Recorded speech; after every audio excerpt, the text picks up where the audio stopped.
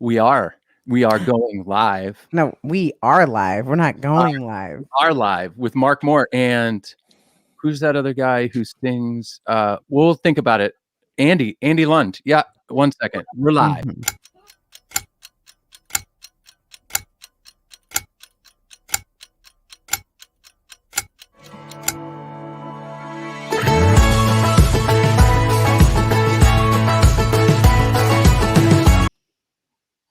Andy, would you take it away, please?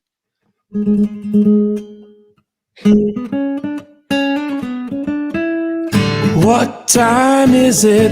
What time is it? It's prime time. It's prime time.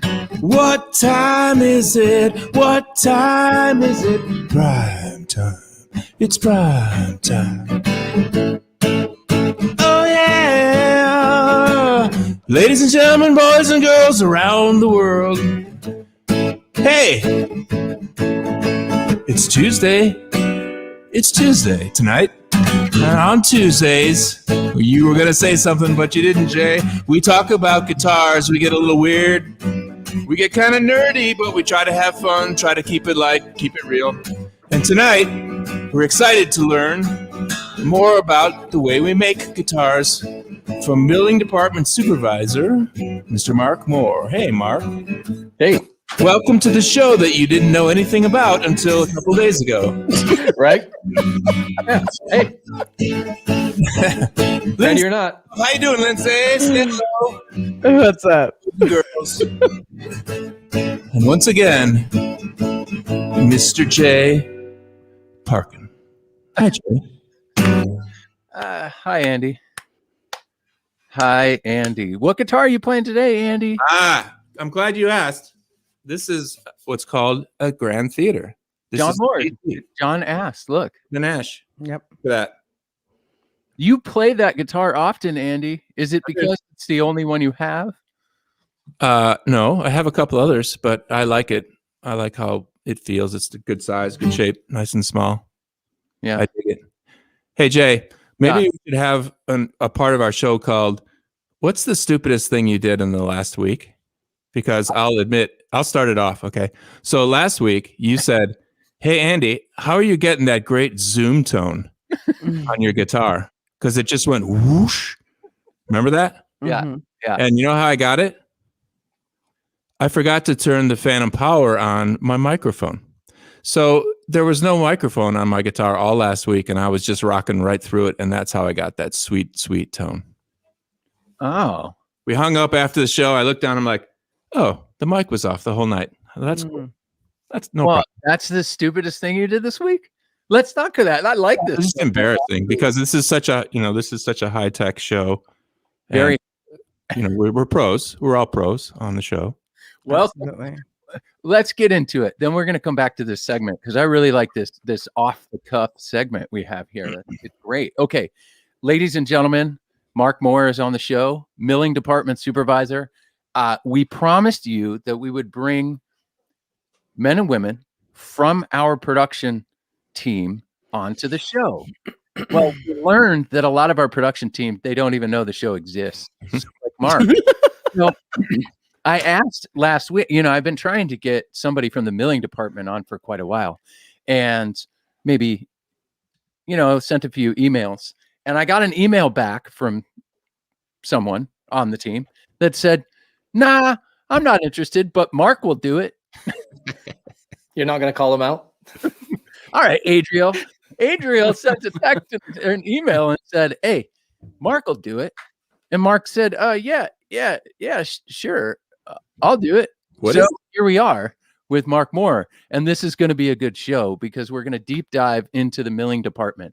This is one of the most important departments in your guitar building process. So we've had Chris Cosgrove on the show talking about wood supply. We've had Charlie Redden on the show talking about supply. So supply chain is covered. Now we have the lumber. What are we going to do with it? Well, we're going to dive deep into that right now. Well, not right now, in a minute. First, we have a few segments. The way this kind of works, Mark, is we walk through some silly segments. Andy plays a few songs, and then we dive into the conversation. So you ready? Ready. All right. Mark's ready. Lindsay, are you ready? Absolutely. Andy, Yep, ready. you created a new segment and you don't have a song for it, but I'm still going to ask the question. Lindsay, we're starting with you. What is the stupidest thing you've done this week? You shouldn't have started with me. I have to think about it. Oh, you've done nothing dumb? I mean, I don't tend to do too many dumb things. Wow. I have like laps though. Like after having kids, my brain's not 100% always working with me. You know what? I did do something a little dumb. I put or stupid. I put peanut butter in the refrigerator. Oh. And then after I was done using it, I put it in the refrigerator. So I went back in to make my daughter a peanut butter sandwich for lunch because I did it this morning. Then I went to make her a peanut butter sandwich for lunch. And I was like, where's the peanut butter? It's not in the cabinet. Well, it was in the fridge. Wow. So, I mean, I just don't do too many dumb things. But that's not a good one. That's like, no. Yeah. I if I would have admitted that one, but that's fine. Mark, what was the dumbest thing you did this week? Yeah, I did a really stupid one this week. Saturday, we go off-roading a lot, so we have a Jeep and decided to do a Black Diamond trail that never been on, and we did Bronco Peak. Note to self and everyone else, don't do Bronco Peak, especially by yourself, just with your wife. Actually, today when we were walking doing pre-production with Mark, I was like, we walked over by he's like, you want to see it? And all the damage that is done, it's pretty amazing. Mark is an off-road expert. He has one of the coolest looking. So if it looks cool, it must be cool. Jeeps in our parking lot. So it's the one. If you guys don't know, you guys work there, but it's the like maroon burgundy color one, right? That's just totally decked out. Oh, it's awesome. Anyway, it's all scratched up. So that was pretty. Well, the dumbest thing I did this week was put on a Pirates hat. I'm doing this for Mark. He's from Pittsburgh. He's a Steelers fan, and by default, a Pittsburgh Pirates fan. But I'll redeem myself and say that when I was younger, I used to buy Pirates hats because my last name was Parkin. So dumb. And I have Pirates hats all the time because of P, right? That's kind of silly. But anyway, this one's special. This one is special. This is the MLB Navy collection. And it's nice. one of the few Navy collection that I have doubles of. In fact, I think it might be the only one. So with that in mind, the trivia prize today, there's going to be one prize for trivia. It is going to be a Taylor care package, right? We're going to throw some goodies in there for you, but the winner gets to choose the team of their choice. I'm going to send you an unworn hat from my collection. I thought it was a good idea. How's nice. That? Nice. So I put on a Pirates hat. That was stupid, but I did it for you. That wasn't that stupid. Appreciate it. So Mark Moore, woodworker, off-road expert, Steelers fan. We usually go into a segment right now called Hug Your Haters. We didn't get any hate this week. We might get some hate next week. Yeah. Probably. We didn't get any hate this week. I don't think so. I think these episodes do pretty well. But Andy, do you have a Show the Love song? Sure. Okay.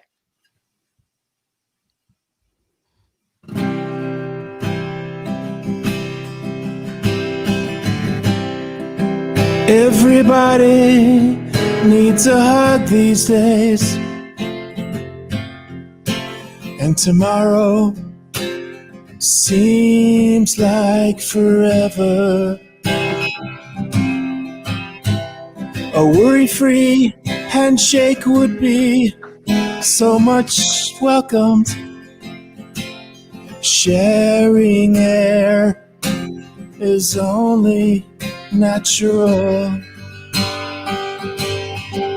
Yeah, we got no hate. No hate as such. No complaints about our subjects or babbling on too much. The mail was all positive, and the chat room was clean. People were relating to each other while watching their screens. Thanks for watching and digging our little scene. Wow. Wow, Andy. Beautiful. And you went deep on that one. That was wonderful. Well, We're feeling the love. We're feeling the love, man. I feel the love. I mean, my mom's watching. That's love. Thanks, Mom. Another thing that's cool today, and I'm going to do this on the air. My oldest daughter turned 13 today. That's like my daughter Lola turned 13. It's a big deal. Awesome. Big teenager. She's a teenager now. Like real legit teen. Fast. That's weird. As I get sentimental, maybe we should talk about what we're listening to. All right. The next segment, Mark, is called What Are You Listening To? We're going to play a little useless clip, and then Andy's going to play another song, and we'll dive in. All right. Take it away.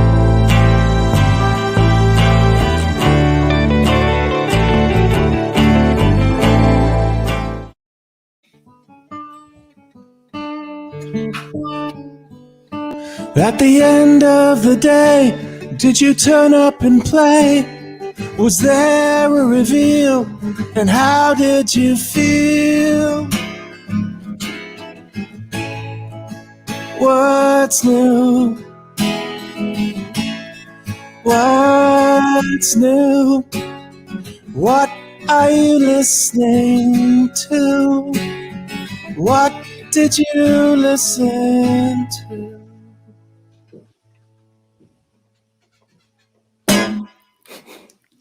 Nice. Wow. Fantastic. Wow, Andy. Wonderful. Mark, what have you been listening to lately? I'm a country guy, so Brantley Gilbert, Fire and Brimstone album. Really good album. I'm one of those guys that finds a couple of songs and plays them until everybody hates you. Everybody gets sick of listening to them. So I'm guilty of that. Guilty. Lindsay, what are you listening to? Well, today, because my memory's shot right now, but today I was listening to Take Six. If you know who they are. Take Six? Do you know who they are? They're amazing. Oh my gosh. Do I know? Yes, I do. I'm sure you do, but they're a phenomenal singing group, six guys. And they're really like, they pioneered like the harmony, the a cappella singing. Like they're just so musical with their voices, and a lot of like chords I do. I've kind of based a lot of it on Take Six stuff because they're extremely good and talented. Listen to them. It's gonna blow your mind. Great. Yeah. You're gonna ruin it for another. Listen to them. Yeah. Fine. All right. That's good. I got you. Andy, what have you been listening to? Here's another segment within a segment. Do you know this record? I can't barely see it. Anybody in the chat room? Looks like an egg. It is an egg. What record is that? Chicago band. This is Wilco. Ooh. That is Wilco. Yeah. I was about to say Wilco, but I didn't say Wilco. And were you listening to Wilco? Yeah. And I had an awesome experience. This is called A Ghost is Born. I forgot. Yeah. A Ghost is Born. And I was up really early this morning. I took a friend to the airport, and so we were up before dawn. And so I was driving home listening to this record, and the sun was coming up and the mist was rising everywhere, and it was and the record is called A Ghost Will Be Born. So it was cool. I dug it a lot. What are you listening to, Jay? Did you cry? No, I didn't cry, but it made me think of a lot of things, and it was just a good moment to space out and listen to music and look around and stuff.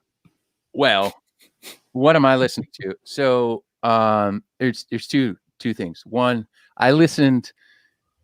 Lindsay will get me on this one. I listened to a lot of DMX last week. Yeah. Rest in peace. I always thought he was completely and totally chaotic. I'm a hip hop fan. I always have been, but he's super chaotic, and there's something about his edge that I really liked. So I did listen to that. I listened to the band Stars a lot this week. There's a couple of records. I kind of I never really listened to a complete record with the band Stars. You could look them up on Spotify or Apple Music. You'll find them. They're good, but I kind of skip around. Metal. I had this whole thing. Andy, you might appreciate this, but I had this thing where I went to, I was in a mood to listen to Slayer this week a lot. But I wasn't listening to the normal like Slayer records. I was trying to find the deep cuts, which makes a funny sense. Mike Venezia would laugh at that comment. Deep Slayer cuts.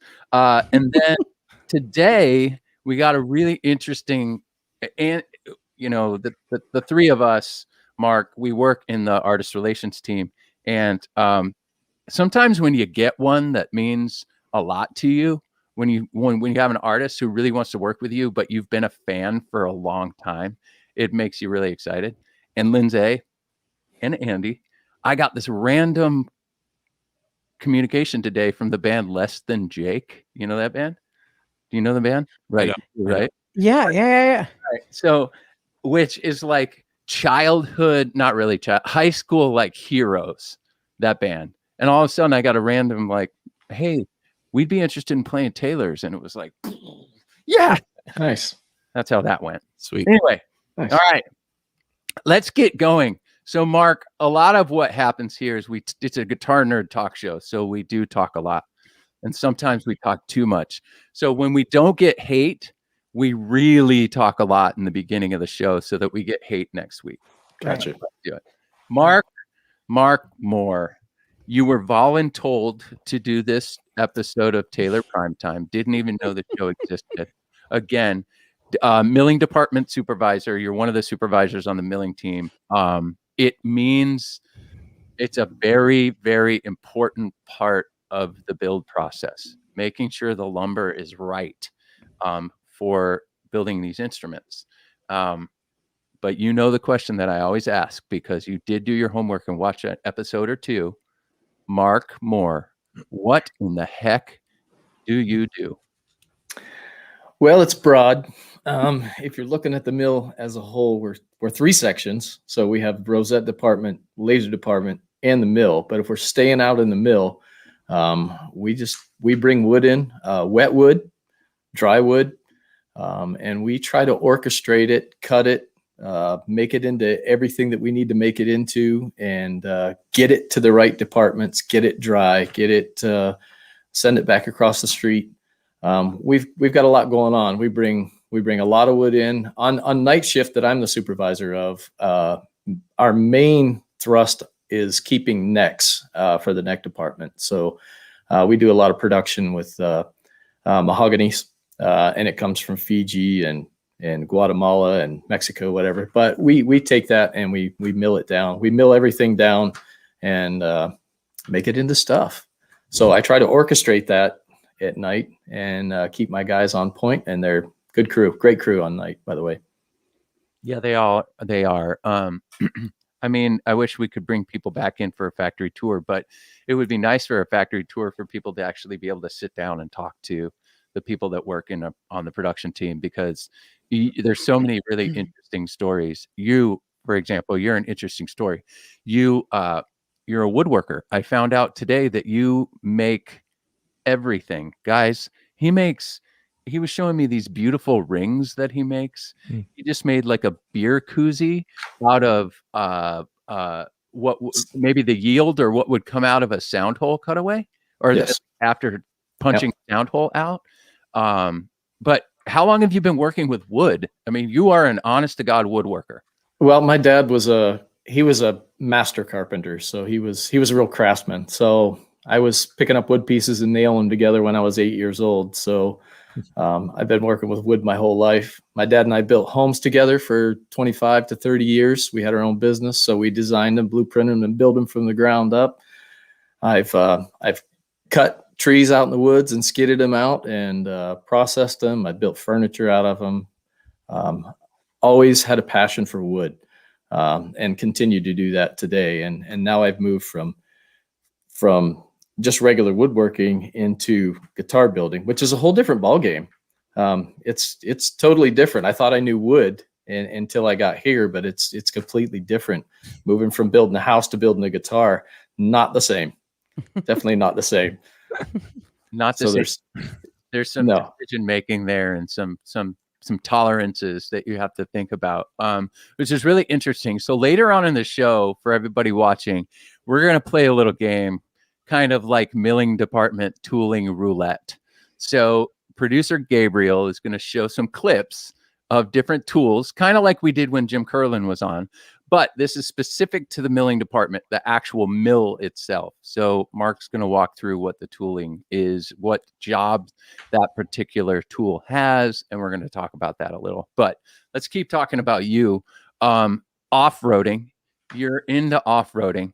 When did you, find passion for that? Because when I say like badass Jeep, it's the baddest assest Jeep I've seen. It's really cool. It's a project. So I got into off-roading when I was a kid. All my buddies had Jeeps and whatever, the old Renegades. And so I've always had a passion for it, had pickups down through the years, and we've been a Jeep family since I've been married. We've had all kinds, but the one that I have now has been a project. So it's a 7-year project, and Jeep means just empty every pocket. Because you can. So it's just something that we love to do. We love to be outdoors. We love to be in the woods. It's where I grew up in the, Northwest Pennsylvania, up in the mountains on the river. So we've always been out in the woods. COVID really hasn't affected us a lot because we're outside. We go off-road and we go to the desert. We go to the mountains. We go rock crawling. We do whatever. So it's nice that we have that outlet during these times. So it's been a lot of fun. So did you wreck on this Black Diamond Trail? Well, kind of wrecked the Jeep on the Black Diamond Trail. Yes, we do trails that are called Badge of Honor trails. Jeep sponsors that. So if you finish this trail, you get a badge of honor. And those are supposed to be like rated on a 1 to 10 scale. And they were like an 8 or a 9. But we did this one that's not even on the list. And I would say the other trails that I've done compared to this one are like a 2 or a 3. So not really comparable. And if you watch YouTube videos, they say never, ever, ever do this alone. And I made that decision for my wife. And without her, she was my spotter. So without her, we'd still be out there somewhere. And you would have missed work, and you would have missed the show. And darn it, Adriel would have had to jump on in your place. And that I don't know what he owes me, by the way. What does he owe me for? Well, at least lunch. At least lunch, a burrito, at least that. Right. At least lunch. Least. I don't even say a burrito. I would be like lunch of your choice. Oh, there you go. I mean, yeah, that works. Be like lunch of my choice. And then think of it and be like, you know what? Just like your Jeep empties your pockets, you might want to empty his pockets a little with a meal. Dang. That's a good idea. Good idea. We'll go for it all. We're making enemies on Primetime.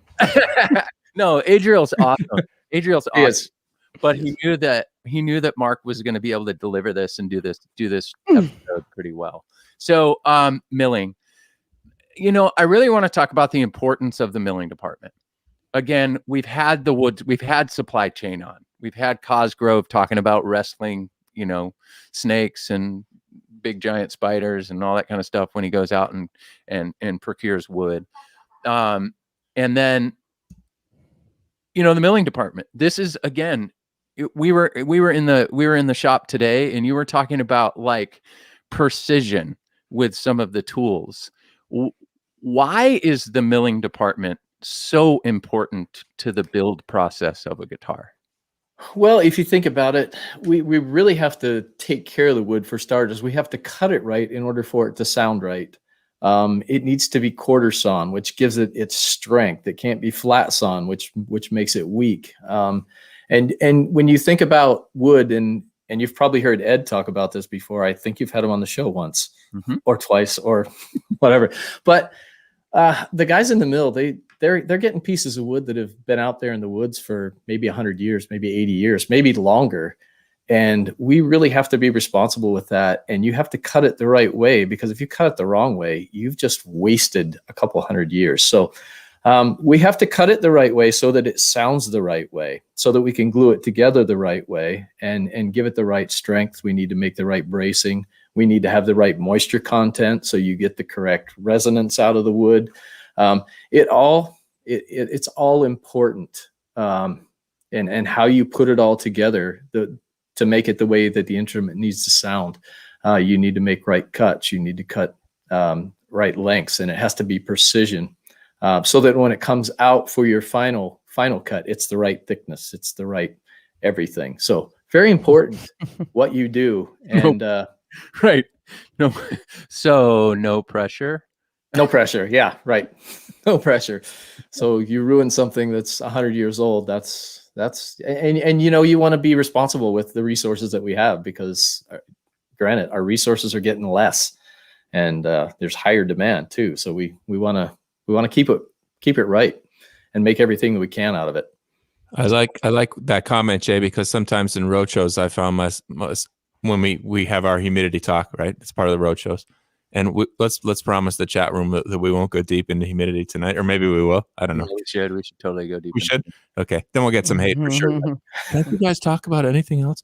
But when I talk about it, I said the same thing, Mark. When I've talked to people about it, I'm like, you guys have to remember that this stuff came from all over the world, and it's so hard to get some of the places where this wood comes from is so much work, and it took hundreds of years to grow.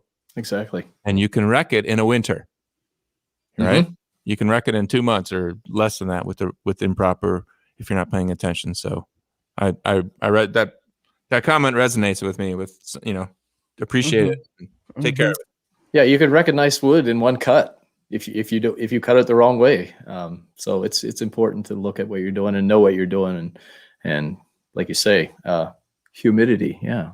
We're not going to talk about humidity. Okay. All right. Or torrefaction.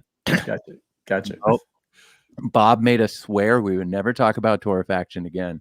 He didn't. I just made that up. But we let Bob talk about torrefaction. That's it. So let's get an overview of the milling department, not laser room and rosette, but just the mill itself. What jobs happen in the mill? Jobs that happen in the mill are we cut necks. We get 3 necks out of a 4x4, and we put 324 on a pallet, and you sticker them. So we have to cut them, and then we sticker them, which means putting small pieces of wood between them so the air can flow through them, so we can dry them, and then they'll process through the wind tunnels and the kilns. Also including sealing tops and backs for the rosetters. So just a multitude of things. A lot of sanding going on. So we sand the tops down to 120 thousandths, 100 thousandths, and in each different models, they have to be sanded to the perfect thickness. So there's sanding that goes on. There's rotoplaning that goes on. There's edge gluing that goes on, and preparing things for armrest blanks and whatever. So I could go on and on and on. There's so many different jobs going out just on a single day or a single night. So there's 2 shifts. Are there any things that happen during the day that don't happen at night, and vice versa? Yeah, generally, like even for our neck production, they try to mold and chop and then end seal them. And then we process them at night. So nighttime, we run the actual neck production. They prepare and get ready for on days. They do a lot of the acoustic sets. So they're making tops, backs, and sides. A lot of backs and sides. That happens a lot on the day shift. So different jobs. We make a lot of Tecate parts on night shift as well, HBs and tail blocks and things like that. So we do a lot of that on the night shift as well. And then, wow, man, there's so much. I kind of want to almost jump to tooling roulette now, because it's fun. It's going to be really interesting to walk through each piece of the process.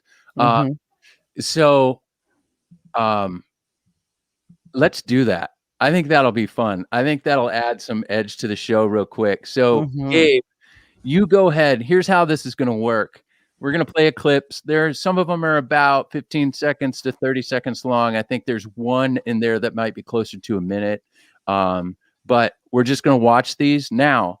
Ladies and gentlemen who are watching this, we left as much of the factory noise in the video so that you can hear what these guys deal with on a daily basis and why they all wear earplugs. At least most of them wear earplugs.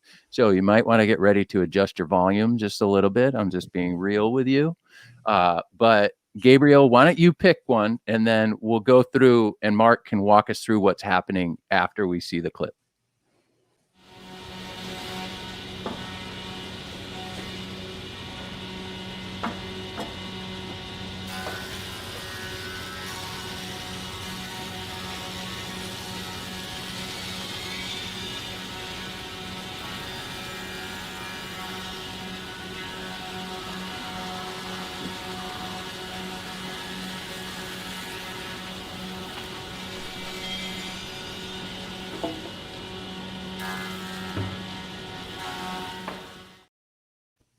The Unimat 500. What is that tool? That is a molder. And so that takes square stuff that's kind of square and makes it really square for us. It makes it exactly 4x4 or whatever we need to cut it at. And it shapes the wood for it. It cleans it up so we can see all four sides. So this is the neck material, and that was from Fiji. The stuff there, and you can tell by what color the ends are, where it comes from.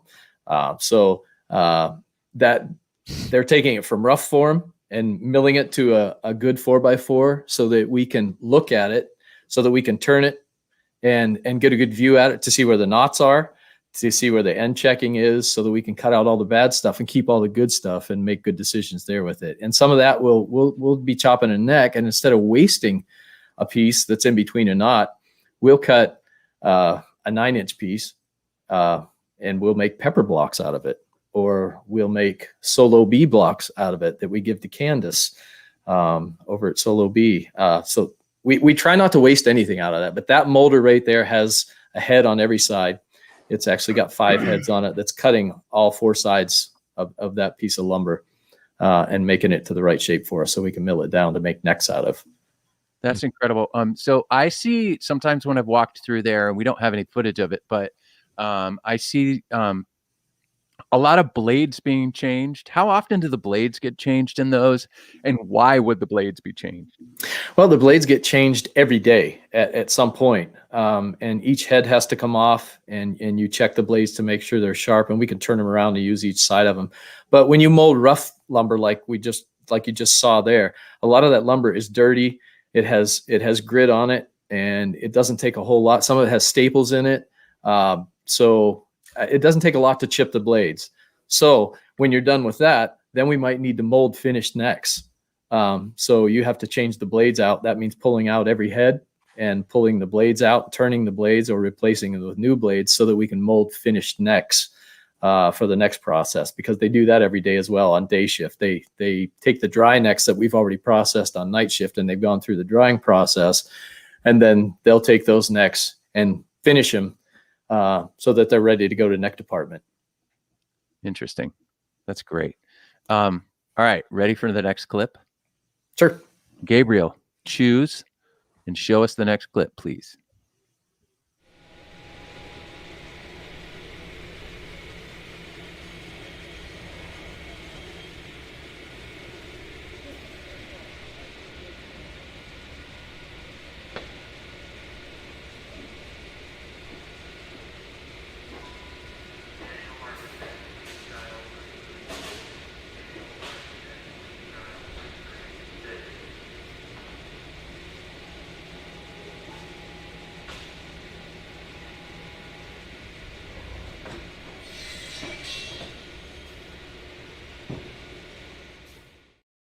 This is so edgy, Jay. I know. Edgy. Edgy stuff. Hold on. You made a koozie out of the sound hole bits? What, layering them together or something like that? Yeah. Layering them together and gluing them together and then drilling it all out. Oh, that's cool. That's what I'm interested in, Jay. I want one of those. I too want one of those, but we'll have to talk to Mark after the show. All right. Exactly. So that was a CNC machine. That was a Fadal. We talk about Fadals all the time. People think that we're sometimes the purists out there think we may get a little bit too automated, but I think without that automation, by the way, I would say the footage that we saw looks like it could be on PBS. So pretty good job there. Anyway, but explain what that was and all the jobs that we do there with that. So the Fadal, it runs day and night as well. It's a very precision machine. So you saw several operations there. One was cutting out the sound hole and rosette slot so that we can put the rosettes in the guitar around the sound hole. That has to be perfect within 2 to 3 thousandths. So that was the first operation you saw. And then contour heel blocks for our Builder's Edition guitars that go in the cutout. That's quite a process. We lose a lot of pieces there. That's one of our lower yield parts because that's a really difficult process to do. And that takes a rough cut first, and then they go in the kilns for a few months, and then they come back to us, and then we do finished cuts on there. So there's a lot that can go wrong in that process. Sometimes it does with the deficiencies in some of our wood. And then you also saw Tony cutting T5 bodies to glue together on that. And then it cuts out the bodies as well. But very precision tool, very necessary when you're being precision and when you're making quality Taylor guitars. That helps us as long as craftsmanship. We have to do a lot of stuff by hand, but there's some things that's really important to keep things right on the nose as well. And we fly cut acrylic on there. We do pin plates for the internal bracings on the guitars, and for our inlays, we cut it to thickness on there. So a lot of operations happen on that, very fine operations to make wood very usable for us. I love it. All right. Ready for the next one? We got a few more. All right. Gabe, we need to get edgy and send us another one, please.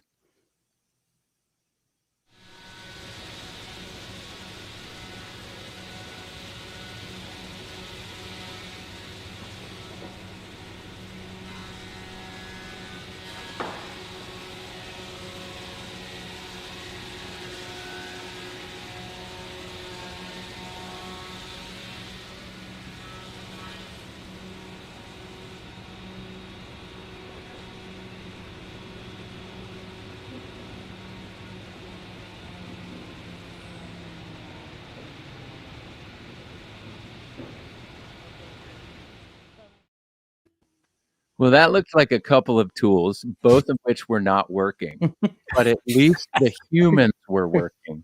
Exactly. Tell us what was going on there. So the first one you see is the dual surface plane, and that planes and flattens off a top and a bottom at the same time. The second one was a rotoplaner, which takes just material off the top, a little more precision there. And the guys that you saw working there were my guys, by the way. Glad they're working. And they do a good job there. But they were taking, we talk about being sustainable and using everything that we possibly can. They were taking actually fall off from the tail blocks that we make for Tecate. And the fall off of that is we run it through the dual surface and clean it up. And then we glue it together to make armrests out of. So those are important. Those are important for our business there because we need flat material. So that definitely makes smooth sides for us to work off. And it makes the thickness exact from one end to the other. Oh, we just learned. Wow, I did. Yeah. This is why the factory is so cool. Anyway, that's great. And yes, they were working every time I go there. At least, the evening shift, they're working. I don't know about the day shift. We used to have day shift works hard. I'm just kidding. I was day shift. Everybody works hard. It's funny though, when we used to do factory tours, whenever if we have enough people where we have to split it into 2 tours, often the second group that goes through right when there's a break. So no one is doing anything. It was fantastic. Everyone pre-COVID would be playing like table tennis. Everyone would be absolutely. Yeah. Absolutely. Table tennis, ping pong over there for you folks out there. All right. So Gabriel, run the next clip.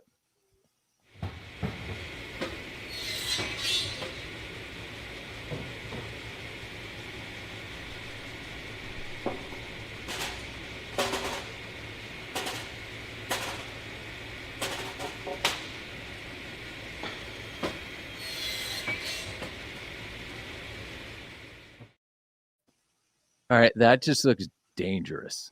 Yeah. It can be and that's why we have certifications. We got to train them right.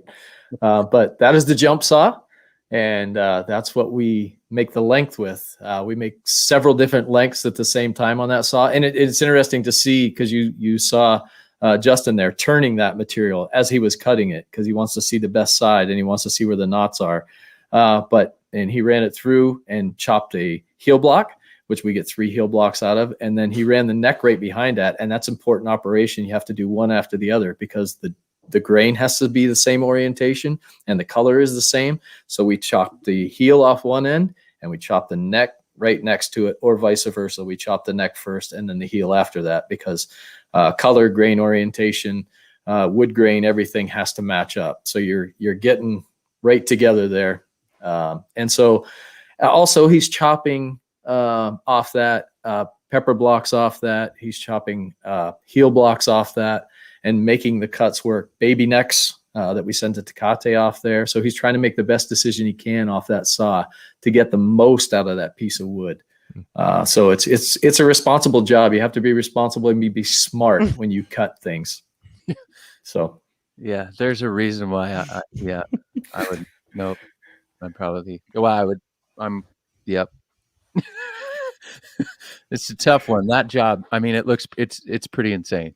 I love it. All right, Gabe, I can't even speak. That's how I love the milling department. It's fun to just go hang out in there. Gabe, you want to run the next clip?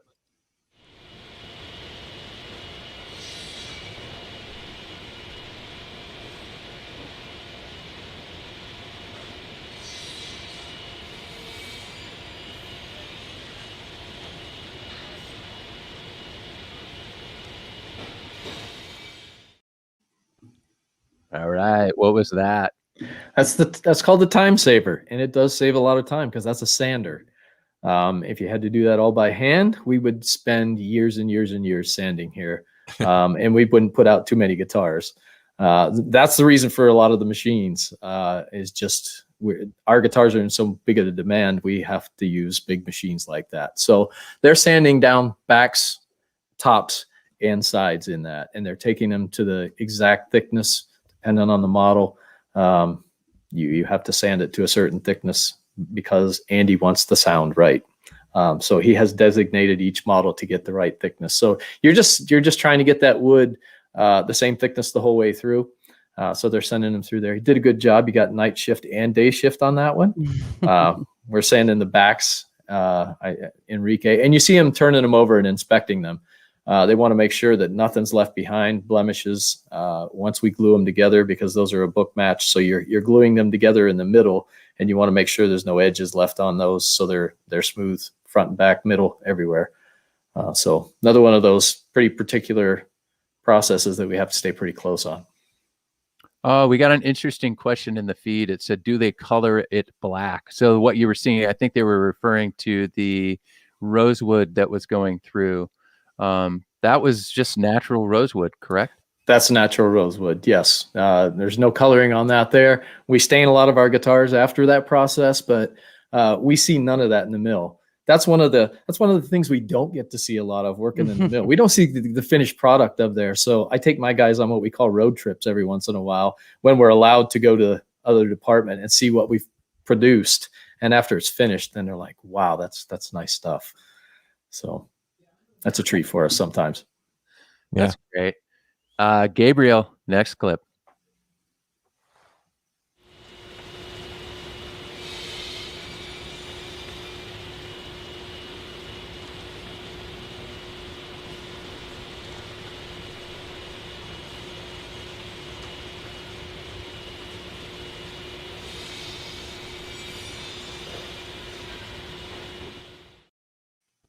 That looks like a similar tool, but in a different area doing a different job. What was that doing? Exactly. That's Time Saver 1. The other one that you saw was Time Saver 2. Pretty original, huh?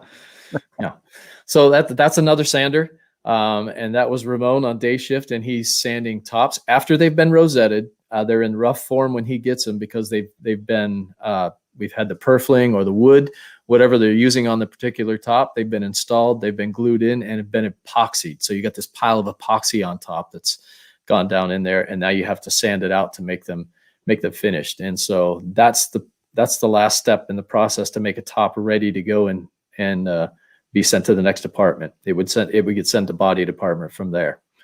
So that's finishing the top right there. Awesome. Gabriel, I think we have 1 or 2 clips left. Want to roll another?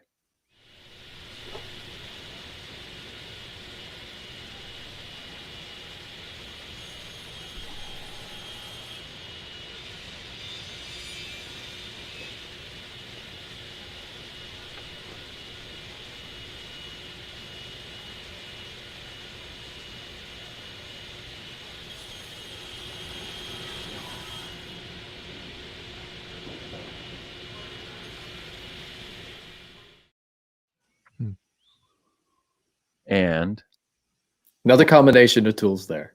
Yeah, another combination of, let's see how many clips we can fit in one clip. So first one was table saw. Drew on day shift is doing armrest blanks. And the particular ones he were doing were for our Academy series in Tecate, the exposed mahogany armrest blanks. So we make those blanks there in the table saw. He's shaping them after they've already gone through the dual surface plane and been glued up in the glue clamp. So he's making the final cuts on them, ready for neck department. Send those to neck department, and they cut out what we call A10s and A12s, which are multiple armrest blanks per sheet of that stuff. And then they send them in rough form to Tecate, and they put them on the Academy series guitars. The other one that you saw there was Miguel, another day shift guy, and he was taking the acoustic sets, matching them up, and he's putting a notch in them on the edges in the bandsaw, so that when they glue them together, there's a notch in there, so that when we put them on the lasers to cut those tops out, there's a notch that centers on the laser. And so they just slide two pins into those notches, and the laser centers it up, and then the top or the back's able to be cut out there too. So a lot of tedious work involved in some of this stuff. Cutting those little notches is important, so we don't cut things off center, because everything has to be perfectly centered as well. That's pretty interesting. I keep hearing you say for Tecate. So when we say we manufacture across borders, we truly manufacture across borders. Absolutely. What processes in the milling department are done for Tecate? In the El Cajon milling department that are done for Tecate? We make armrest blanks, of course, like that. We make tail blocks, which every guitar gets a tail block down in the bottom of it. That's where the bottom bout comes together. So there's pieces there that we make, and those actually come off of the heels that we make for the guitars that stay here and go to Tecate. So we make heels. We supply them with most of their necks. I'm not sure what we're at today. We were sending around 500 necks to Tecate every day. So we supply them with necks. Now that Shampoo's involved, we're sending maple necks, so we've replaced some of those. But HBs, which is an internal where the heel block goes on in Tecate parts as well. So there's a lot of things that we make for Tecate, and that's vice versa. They make a lot of parts for us as well. You're extremely knowledgeable. Yeah. You've only been at Taylor for about 2 years, and I want to tell you how impressed I am with you knowing every single step. Seriously. It's pretty cool. It's fun to have you on the show for sure. It's a learning process. It is always a learning process. We actually talked. I wish we would have captured our conversation there today. I think you and I both know what the last one is going to be. This may be a longer clip. We've discussed this and showed this just before. I think when Jim Curlin was on. It's a new tool that we have, but we're going to play this clip and then really talk about why this is so important for us to have in the milling department. Go ahead, Gabe.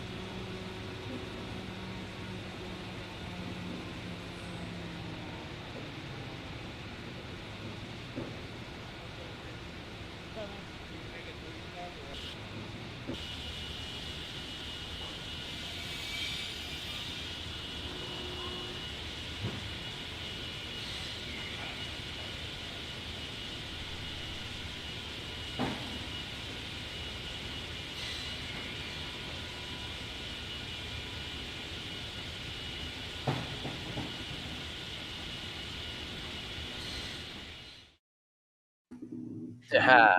It's like some Space Odyssey stuff right there, man. It's totally some Space Odyssey I'm stuff. sorry, Mark. I can't do that. For sure.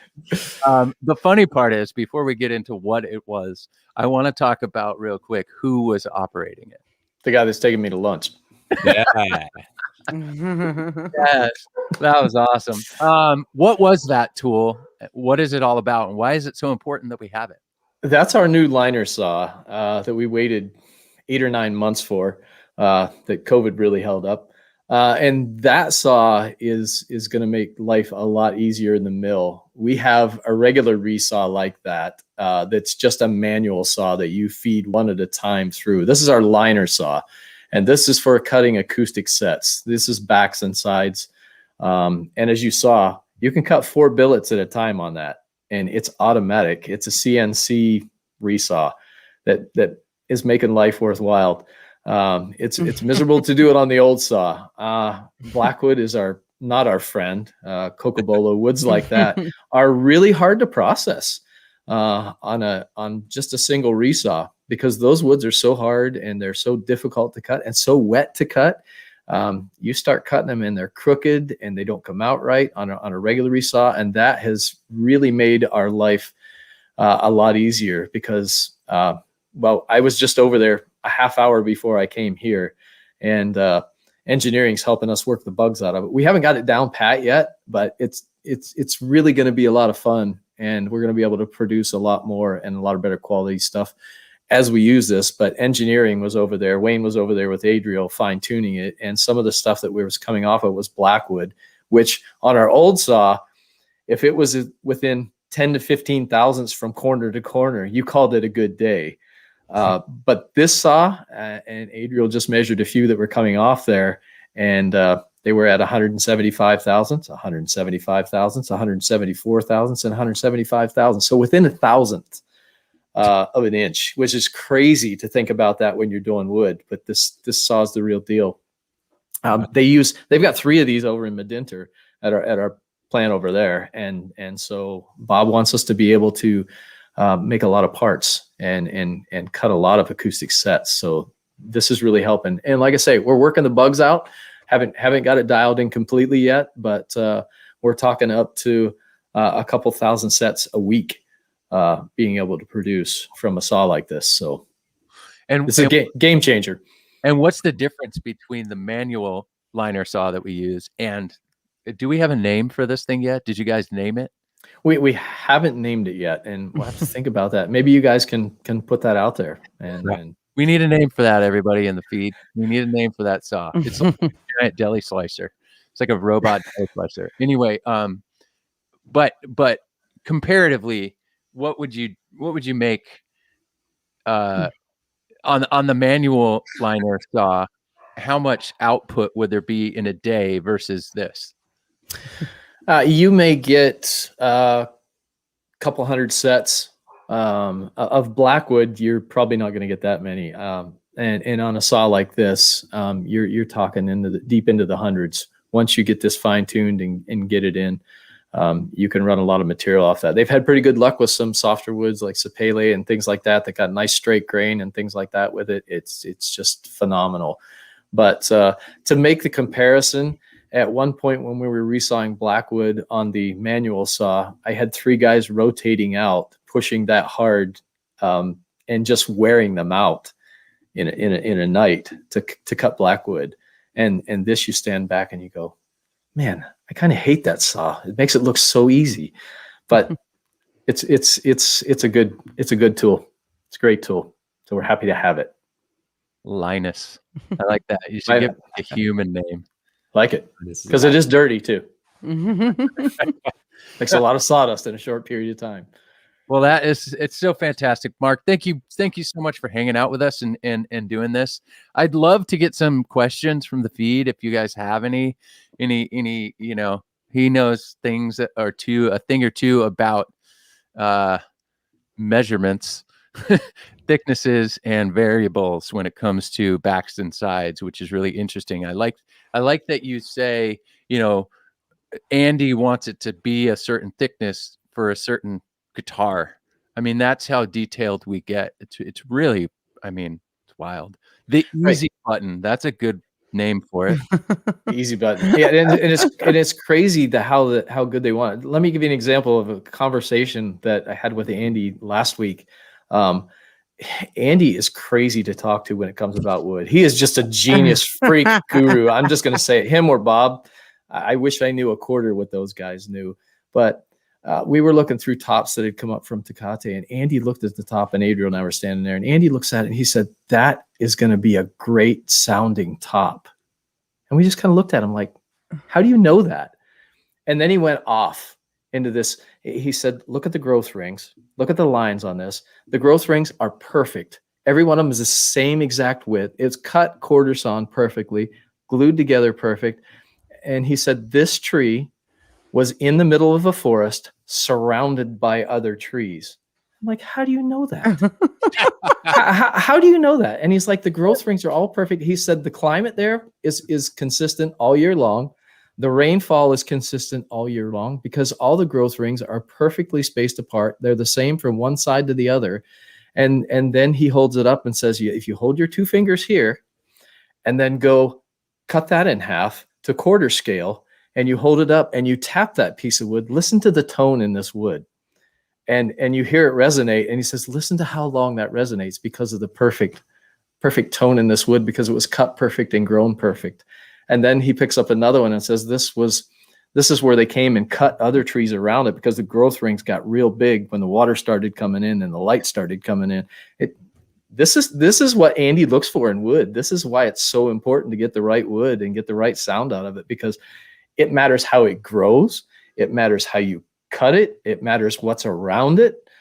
So it's pretty fun to cut things and to learn things like that. I feel like an idiot when I'm around Andy and Bob. I feel like I don't know anything because those guys are just crazy. Yeah, right. But they know so much about so much. It's pretty fun to be around them. I've seen Andy do that before too, where he does the tap test thing and he's like, oh, this one. And I'm thinking to myself, oh, you just tapped on some wood there, but he's like, no, let me explain. Yeah. And, I've got tinnitus. So at the same time, I'm like, all I hear is this ringing in my ears. But yeah, it's pretty special hanging out with those guys. You got some good questions coming in the feed. So it's pretty simple. Gabe's gonna throw some questions up here and we're gonna read them and you can answer them if you know the answers. Sometimes they ask questions that only Andy can answer. Got it. And sometimes only Lindsay can answer. Luckily, I'm the least smart person on the show, so I don't get a lot of questions. So we're good. All right, Gabe, throw some questions up there. I've seen some good ones about milling. I have a question. What is the dust collection system like? How much wood dust do you produce a day? Oh, Hunter with the question. Well, we have two they're containers, and they're the size of a semi trailer, and we have two of those. So at one point every 3 to 4 days we can fill one of those from top to bottom. So we switch them out every Tuesday and Thursday now. So they're emptied. So we cut a lot of wood and make a lot of sawdust. So we can fill a semi in about 3 days. Do you know what we do with the sawdust? For a while, we had a greenhouse taking it, and they were making mulch out of it. We make chipboard out of it, particle board out of it. So there's a lot of different things. We have a new supplier now, Edco, and I'm not sure what they're doing with it right now. And this might just be our transporter to do those same things, but it's being used. So it's interesting. We try not to waste anything. That's the sustainability and trying to be smart with everything.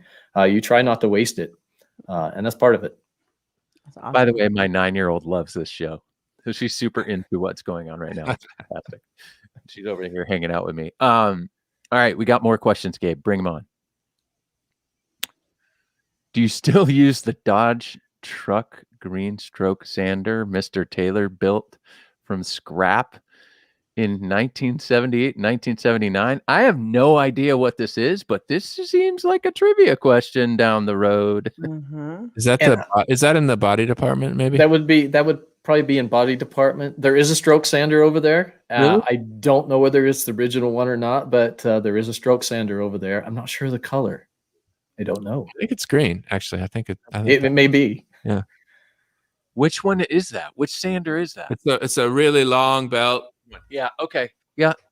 Wow. Yeah. This person has been to this factory before. That's great. That's pretty nerdy. Nerdy Yeah. there. Yeah. You nerd of the night. That's great. Nerdy. Sounds like maybe he was at the first location. Maybe. Maybe. Next question, Gabe.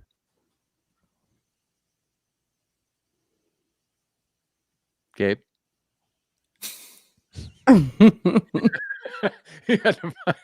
What's the process of deciding that okay, we're going to make a better machine for this process? Oh, that's a good question. That is a good question. What goes into the process of R&D when testing to actually being on the factory floor? That's a good question. That's more of a tooling question, but maybe you have some insight there. It is a tooling question, but it's actually something that we deal with all the time. How can we make our processes better? One thing that Taylor does well is process improvement.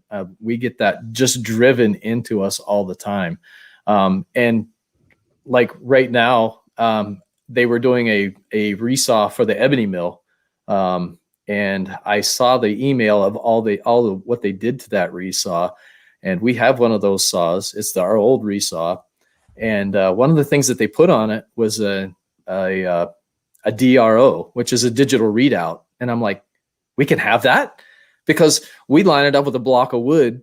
It's kind of archaic, the way that we do some of this stuff. So we have a block of wood with notches in it that we set it to cut our heels and cut our necks with, and then we cut our tail blocks with it, and we cut acoustic sets. So we use a block of wood that's marked out with a saw cut.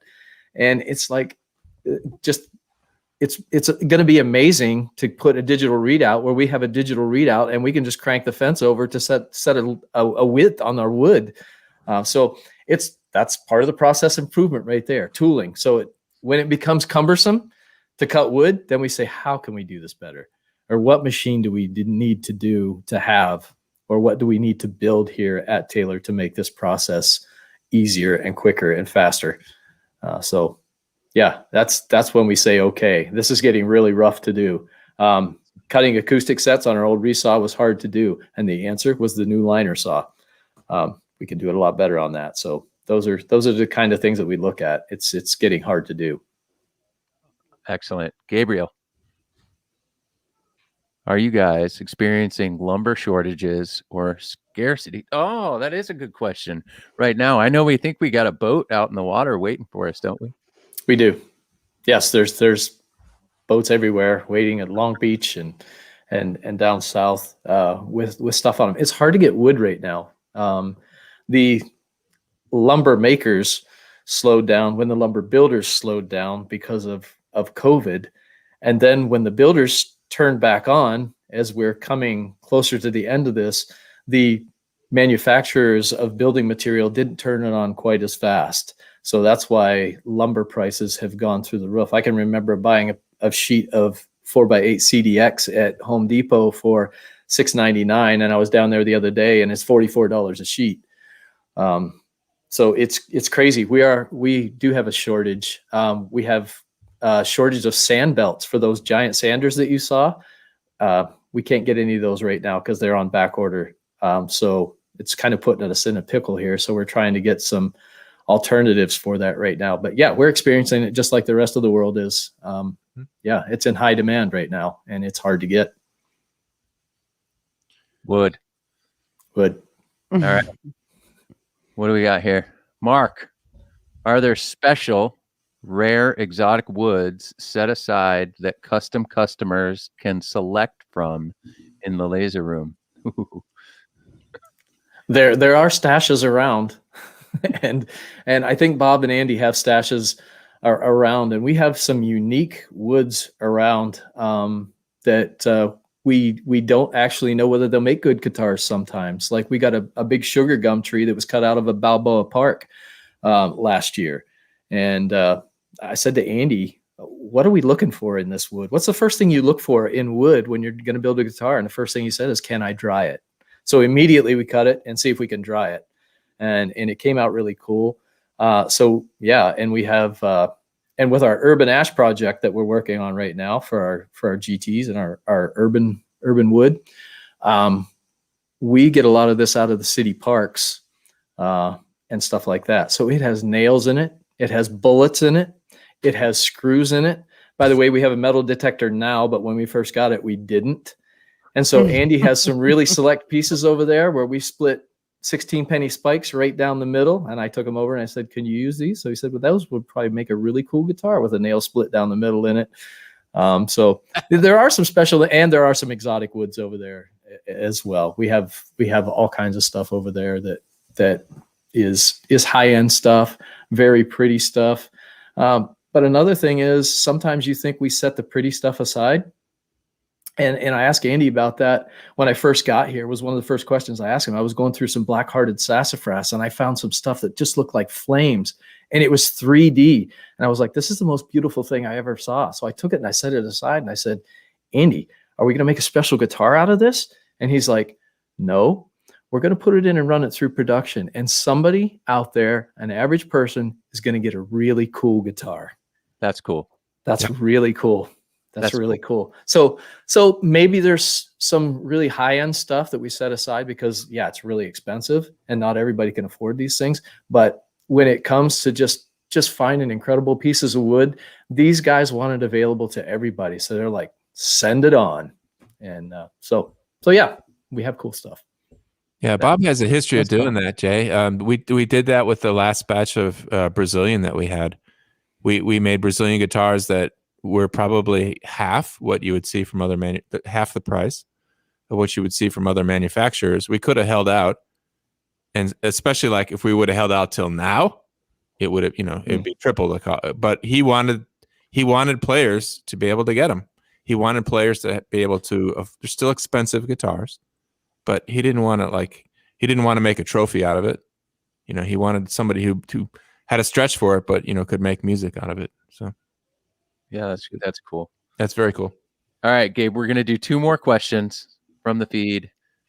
This is included. And then we're going to do Lindsay's question and wrap up the show. What's the best and worst smelling wood to cut? And that's actually a really easy question to answer. Ovencall is the worst smelling wood. If you take your socks off after a sweaty run, that's Ovencall.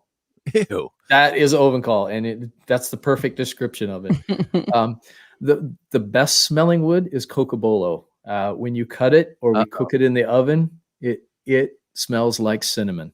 It's like you took cinnamon buns right out of the oven. I knew Z was going to say something. Z loves the Cocobolo. Hey, am I wrong, or do we have any Cocobolo right now? Did I see Cocobolo in the factory? You saw a pallet sitting in the laser room that we're going to try to cut up on the new saw, I believe tomorrow. Yeah. So big meaty chunks of that. Yeah. Nice stuff. You might get a Cocobolo guitar. He's been looking for one, I think. Maybe he's got 5. Who knows? All right, Gabe, last question, and then we're going to move the show along. What is the easiest wood to work with? That's great. Easiest wood to work with is pretty much your low-end woods are really easy to work with. Sapele is pretty easy to work with. It's a little splintery, but those things are easy to work with. And I saw a question pop up before there. What's the best sounding wood? Mm-hmm. I did see that question flash up there. When I first came to the plant, Garrett. That's Garrett. Of course, Garrett would get in here. So, next question. No, actually, the best sounding wood. As a matter of fact, when I first came here, they had me sit on a panel of trying to cut costs on the 300 and see how we can make it better and see where we could make this. And so we make these out of sapele and we make them out of blackwood. And at the time, I was a little ignorant of it because I first came in the plant, and so I said, okay, we're making blackwood guitars. And it's low yield. We have a lot of problems with it. It splits, it cracks, it's hard to work with, which is one of the hard woods to work with. And so I went to Andy and I said, Andy, what would you think about getting rid of Blackwood and replacing it with something else? And he said, Mark, if there was only one wood left on the planet that I could build guitars out of, it would be Blackwood. It sounds so good. So I'm like, okay, scratch that one off the table. I guess we're not going there. So Andy likes Blackwood for the sound. He does. And maybe he likes something better now, but at the time he was like, we're not getting that off the table. So deal with it. We need to have Andy on just to tell his first time going to get Blackwood stories. Like they're pretty good. Andy's stories are pretty good when it comes to that. Yeah, he loves Blackwood, doesn't he? He does. It's a good wood, man. It's a really good. Andy, what do you think about Blackwood? I love it. I Yeah. love it a lot. Yeah. Sound is very powerful, very loud, very efficient. It seems like it just moves really easily when you hit it, like you can really feel it. And we've got Blackwood. We've got Blackwood right now that looks like Koa. You can't tell the difference. It's really pretty stuff too. Yeah. Lindsay, what do you think about Blackwood? Love it for all the reasons Andy just said. But I think my favorite's Indian rosewood still. Or Brazilian rosewood. One of the rosewoods. One of the rosewoods. Mm-hmm. Rosewood A or rosewood B. Yep. I got you. Well, fantastic, Mark. Thank you so much. We need to move the show along, or we will be here asking you questions forever. And most of the questions will come from us, not the feed, because we're really, really impressed with your knowledge. And it's been fun having you on the show. So right now, we move the show along. We just did Q&A. You got another question coming, maybe a couple. But this is, I've been saying this for a few weeks now. This is becoming my favorite part of the show. This is where Lindsay asks a question. It's called Lindsay's Question. I believe Andy has a song. I do. And then Lindsay is going to try and stump you real quick. It's going to be great. Go ahead, Andy. Maybe you'll know, maybe you won't. You might need to think, some people don't. Your heart may race as you think it through. She's just trying to get to know you. Okay, well, you know what? This is like a perfect time to address some hate in the chat. We got some haters in the chat. Hater. Yeah. No, it's not hate. Guys, I'm not falling asleep. Okay, guys, I'm not falling asleep over here. I took a Benadryl before the show because I have allergies. And I am tired. I'm not going to lie, but I'm not falling asleep. The sound of the machines in the video was so soothing. So I was just relaxing. It wasn't. Jeez. It wasn't edgy. Somebody, Rockwell said it was not edgy. We got, you know what? We have to put some music behind it. Let me pick a soundtrack. But when I hear those saws, like, I'm like, oh my gosh, it's so peaceful. I can go to sleep to that at night. Okay, let me ask you this then, real quick. This is glad before we go into Lindsay's question here. You know the Calm app, right? Like meditation app and stuff like that, like Headspace. Yes. If we pitch the idea of Taylor Factory Headspace sounds, because I could probably go to sleep to like a rotoplaner or something like that. Long it was a consistent and it didn't get like caught up like on something tough. Like zzz, I can't do that, but like zzz, yeah, that's or like the jump saw, like I mean, come on. That's great. All right. I'm glad you called that out. She's not falling asleep, guys. She's just no, right. But next time I will, just so you guys have something to talk about, some real truth to talk about, some real news here. Some real news. Lindsay will fall asleep. A lot. That's great. All right. My question, Mark. I'm gonna try and just like, you were so amazing tonight. First off, like I am blown away with how much. Yeah, like I'm blown away with how. I think you guys went easy on me though. No, I mean, no, you were amazing. And so I'm gonna give you like a softball question. It should be pretty easy. Maybe it's not, but we'll see. If you could pick any TV sitcom to star in, what would it be? Ooh, wow. That is a great question. See, Sitcom. I'm awake, guys. See, I'm not a big sitcom guy. I'm not a big TV guy. All right. So that's a hard one. Reality TV show, anything, any TV show. Let's go there. If you're not a sitcom fan, any TV show. Gold Rush. Does anybody watch Gold Rush? I've seen a few episodes of that. Okay. It's crazy. It is Bad about the stuff people happens. like trying to find gold, right? Yeah, trying to pan for gold. Exactly. Okay. Yeah, it's So crazy. good. A lot of bad things happen there, though. So I'm not sure why I picked that one, but it's being out there in the Yukon, panning for gold, digging in the snow. Jeeps of potentially becoming really wealthy. I get it. I love it. I don't know. Gold I love rush. it. That's Gold rush. awesome. I can't wait. I want you to ask me a question one time. You'll stump me, but it'll be great. No. I love this thing that you've done. You've created this monster that you've created. All right. The next segment of the show is my favorite part of the show. Gabe, roll the clip.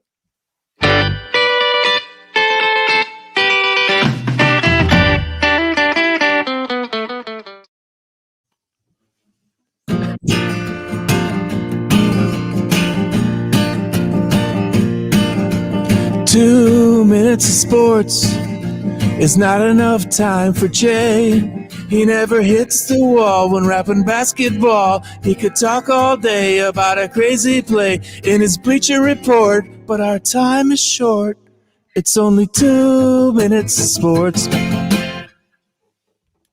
Oh, next time my daughter's in the room, I'm going to have her join you singing that song. Amazing. Jam. So good. She's having a blast over here. She wants to do 2 minutes of sports, but next time. Okay. All right. Mark. I'm wearing a Pittsburgh Pirates hat. This is the MLB Navy collection. Got it. All right. Very nice. I wore it because you're from Pittsburgh, right? Originally. Just north of Pittsburgh. My wife's from Pittsburgh. Grew up down there. Yeah. So I don't are you a Yinzer? I think that's what they say. Yins guys going downtown to see dem Stillers. I've heard that. Downtown. Yeah. Down to town. Downtown. And you really have to live in Pittsburgh to have that. To do that. I saw a guy with a tattoo once on his chest that said Yinzer.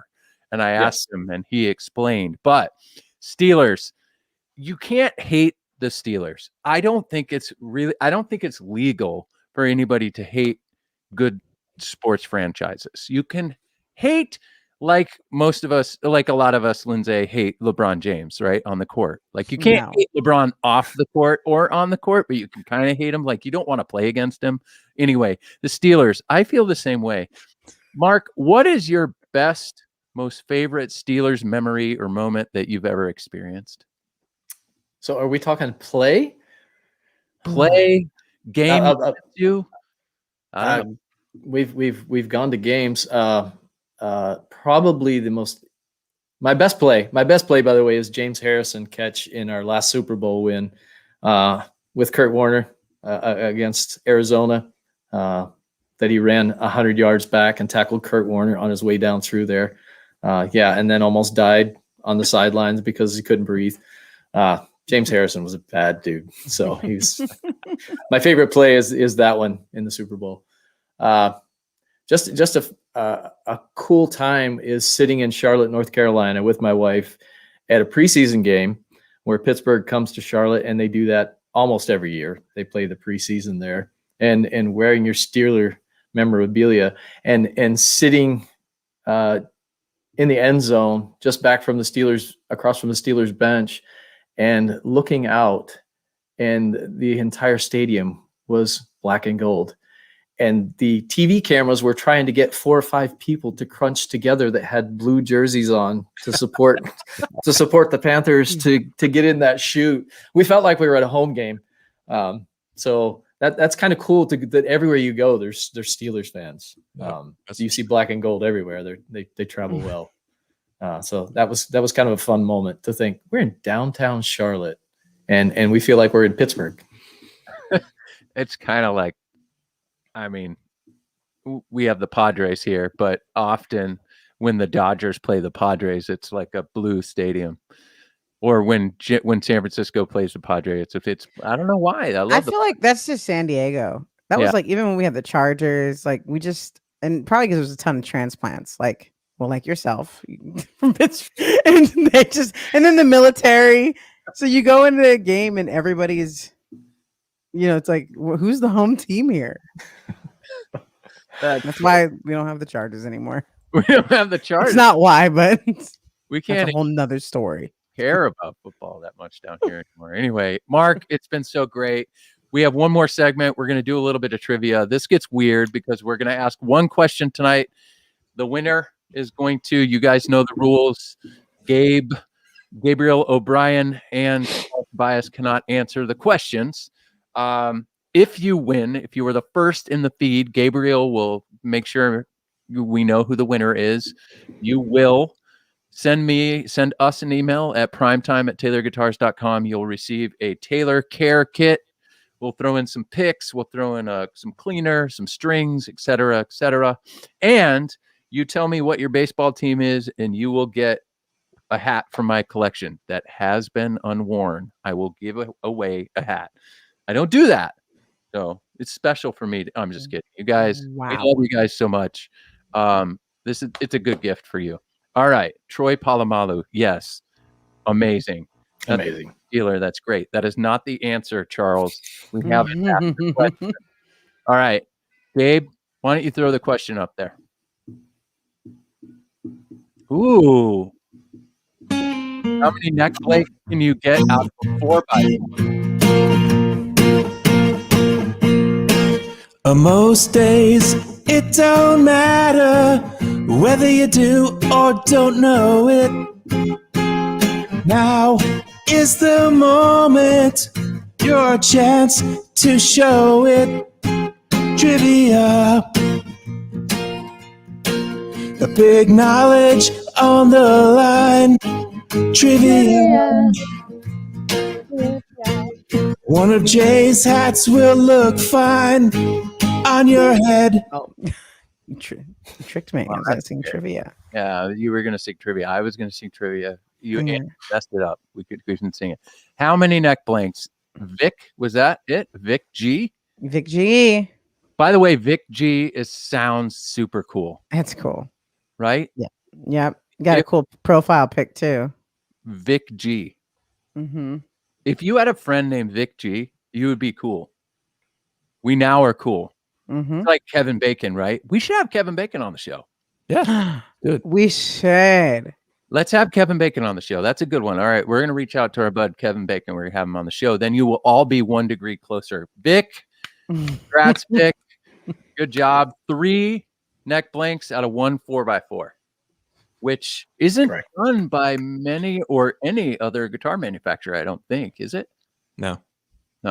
That's us. That's a thing we do, which is fantastic. And when we get into the neck department portion of the factory tour, you will see how all of that works. Thanks again, everybody, week in and week out, who come to watch the show. Mark, you were awesome. Thank you for having me. I appreciate it, even as unprepared as I was. Thank you. I'm going to throw this out there. I think because there's still the laser room and rosette room, I think we should have Mark back on the show. What do you think? Oh, absolutely. Absolutely. He's great. Mark, you were fantastic, man. You did a great job, and we appreciate your knowledge. We all learned something tonight, and I hope everybody in the feed learned something tonight. I think it's more of a question if he wants to be back on the show, Jay. Oh yeah, did you have fun, Mark? You guys made it easy. You guys took it easy. That he wants to come back. You can tell us. Yeah, you can tell us the truth, Mark. Yeah, I'd come back. I'd hang out with you guys. You guys are easy to hang out with. I thought it was going to be rough. It's good. It's good. Thanks for going easy on me. You did good, man. You did good. Thank you so much for. Whoa, my daughter fell off the bed over here. You know what, Jay? Let's give Robbie a shout out real quick because he's flooded the chat telling us, and he was the one last week that mentioned his guitar was cracked and he was concerned. He was you kind of stopped the feed to address this. Well, it turns out it was just a crack in the finish and it was fixed. He took it to a local tech, certified tech. It's fixed. He's happy. It's a big deal to him. Robbie, you also thought I was falling asleep, but see, I'm paying attention to your comments. So much love. Nice. Oh, that was good. All right, everybody. Thank you so much. We appreciate you week in and week out. We are grateful for you for hanging out with us on Tuesday nights. We love it. Mark, you did fantastic. We can't wait to have you back if you will join us. Lindsay, always good to hang out with you. Andy, good to see you from the North Woods. You want to take it away, Andy? What was it? What was it? It was prime time. It was prime time. What the heck was it? It was prime time. Thanks to Mark Moore for coming on the show. The milling department is crucial. Now we know about neck blanks and correctly cutting wood. Neck production happens on the night shift. He'd star in Gold Rush if he could.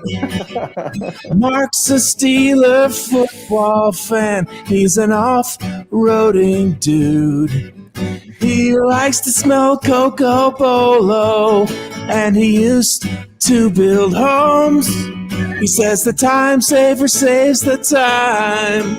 Don't do black diamonds alone. Things you learn on prime time.